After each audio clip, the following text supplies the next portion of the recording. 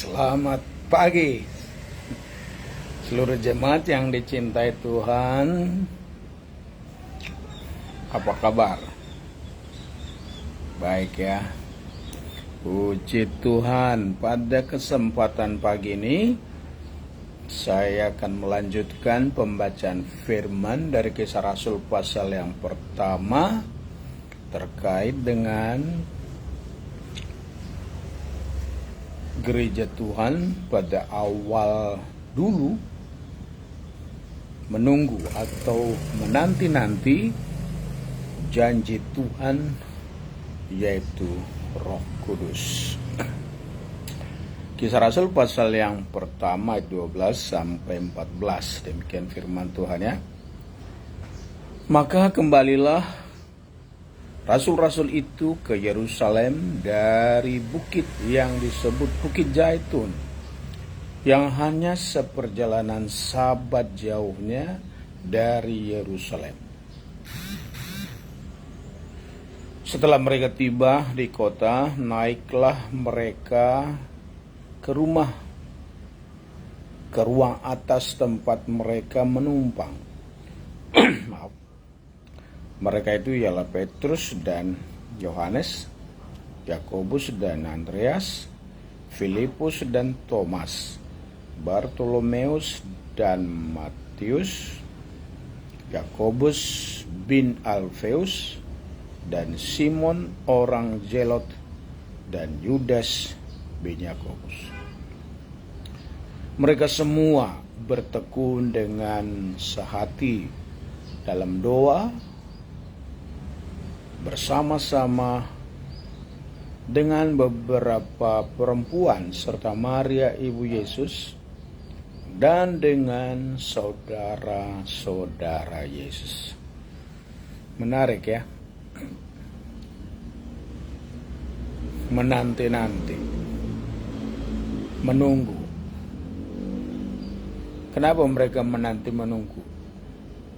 Ya karena ada yang dinantikan, ya janji Tuhan ya. Janji Tuhan pasti digenapi. Janji Tuhan itu ialah baptisan Roh Kudus. Menarik sekali dalam ayat 12 dikatakan, maka kembalilah rasul-rasul itu ke Yerusalem. Kembali. Dalam ayat sebelumnya kan Tuhan memerintahkan, Yesus memerintahkan pada mereka yaitu supaya mereka itu tunggu di Yerusalem. Maka kembalilah rasul-rasul itu ke Yerusalem. Kalau kita renungkan di sini, kira-kira apa maksudnya ya? Kembali. Maka saya menemukan satu kata, ketaatan. Mereka tidak langsung kembali kepada pekerjaannya, mereka tidak langsung kembali ke tempat-tempat yang mereka inginkan, tapi mereka taat kepada apa yang dijanjikan Tuhan. Itu dalam ayat yang ke-12. Lalu ayat 13 apa? Itu bicara tentang setelah mereka tiba di kota, mereka naik ke ruang atas ke tempat mereka menumpang. Menarik di situ kalau dilihat Petrus dan Yohanes, Yakobus dan Andreas, Filipus dan Thomas, Bartolomeus dan Matius, Yakobus bin Alfeus dan Simon orang Zelot, Yudas bin Yakobus. Menariknya apa? Kalau dipakai kata dan ya, dan ada sebuah kedekatan ya. Dalam bahasa Yunani kan disebut dan itu kai, ada kedekatan. Ada juga kalau bisa dikatakan ada kesejajaran, kebersamaan ya. Dan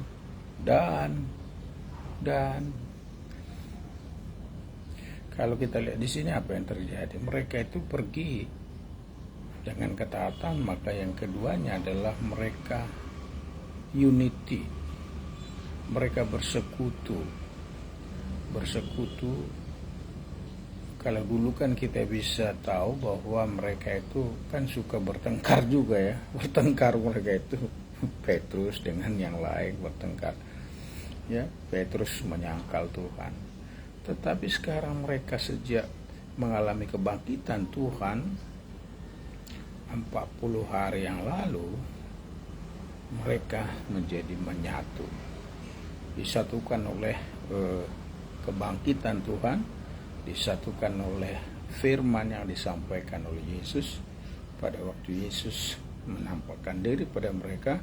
Ada sekitar 11 kali ya dalam 40 hari itu. Jadi sesudah Yesus naik ke sorga, mereka itu bersatu, bersekutu, dan bersekutu. Berapa orang mereka? Ayat 14, mereka semua kira-kira berapa orang? 120 dalam ayat 15 dikatakan. 120 itu siapa? Ada para wanita yang bersama Yesus dan menyaksikan kebangkitan Yesus. Ibu Yesus. Tentu kan pasti ada istri murid-murid itu kan. Mereka semuanya bersama-sama, bersekutu. Lalu ayat 14 dikatakan mereka semua bertekun dengan sehati dalam doa bersama-sama. Sehati berdoa bersama-sama. Dalam doa itu ada pujian, ada penyembahan, ada sukacita, ada firman disampaikan, ada perbaikan-perbaikan. Ya, mereka berdoa. Berdoa itu apa sih?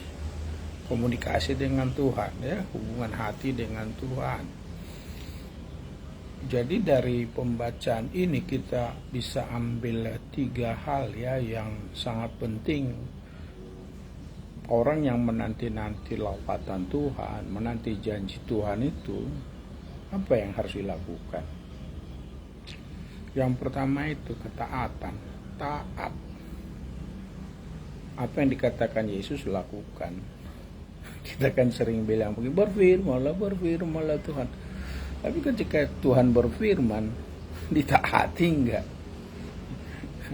Jangan pernah minta Tuhan berfirman kalau enggak mau taat. Itu namanya kan memberontak kan? Ya. Jadi taat, berkata ya kepada firman, yes Lord. Aku akan lakukan apa yang kau mau. I will do what you say. Aku akan lakukan apa yang kau katakan. Nomor 2 adalah kebersamaan, unity, persekutuan. Kita bersekutu satu dengan yang lain, ya. Semua kita bersekutu. Jangan lupa bersekutu satu dengan yang lain, berfellowship satu dengan yang lain, dengan datang ke gereja, ke rumah Tuhan. Dan yang ketiga adalah berdoa. Berdoa senantiasa. Jangan lupa berdoa, ya. Karena berdoa itu adalah pertanda kita terkonek dengan Tuhan, terhubung dengan Tuhan. Tuhan terhubung dengan kita. Dan tentu apa yang di hati kita sampaikan, apa yang di hati Tuhan disampaikan sama kita. Jadi terjadi komunikasi, kan itu berdoa. Ya, Tuhan memberkati dalam penantian, menanti-nanti Tuhan senantiasa. Nantikanlah Tuhan, maka Tuhan akan memberi arah petunjuk bagi hidup. Tuhan Yesus memberkati. Shalom. Sampai jumpa lagi pada esok bila kita masih hidup. Tuhan Yesus memberkati. Tuhan berkati yang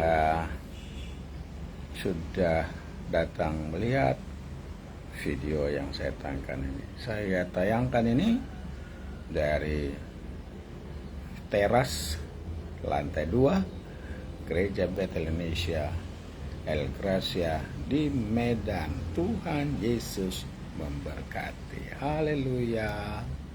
Bye bye.